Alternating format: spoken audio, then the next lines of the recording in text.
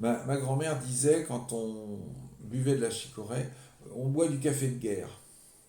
Et donc, elle avait un certain nombre de choses comme ça. Et donc, eux, ils avaient l'habitude, pas moi de ma génération, moi je suis né après la guerre, mais ceux qui avaient vécu la guerre, ils parlaient d'un certain nombre de produits en disant ça, c'était des produits de la guerre. Euh, si on fait pause, je vais me rappeler sur le nom Chocolat blanc. de- des légumes qu'on mangeait, euh, qui étaient mangés à la guerre, parce que on n'avait pas les légumes ordinaires, et donc il y avait des produits différents.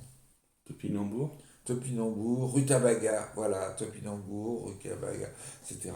Et ils n'en mangeaient pas avant la guerre, ils n'en ont pas mangé après, mais je ne sais pas comment ça s'est fait, mais pendant la guerre, ils se sont mis à en avoir plein. Je pense que les Allemands récupéraient les produits genre patates et des choses comme ça, et qui les envoyaient en Allemagne, et que donc il restait que ça pour les Français. Voilà. Et un dernier point, qu'est-ce que tu attends de l'avenir au niveau alimentation? Un petit conseil à donner à la jeunesse et à ton fils, aux futures générations. Je suis, je souhaite que les gens gardent la liberté de faire les choix par eux-mêmes, qu'on ne fasse pas les choix à leur place.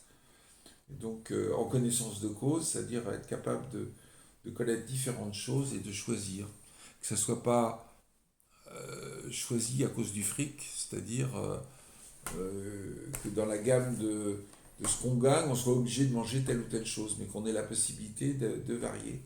Je trouve que on vit dans une société où on a une latitude sur la bouffe qui est relativement grande. Et ben, j'espère qu'on va la garder. J'espère que ça ne va pas s'uniformiser.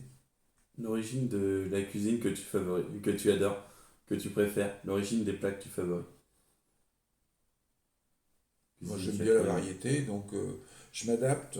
Je m'adapte. En fait, je m'aperçois que je mange par mode, c'est-à-dire que en fonction du boulot que je fais ou de la vie que je mène, j'ai eu une période où je mangeais plein de pizzas surgelées.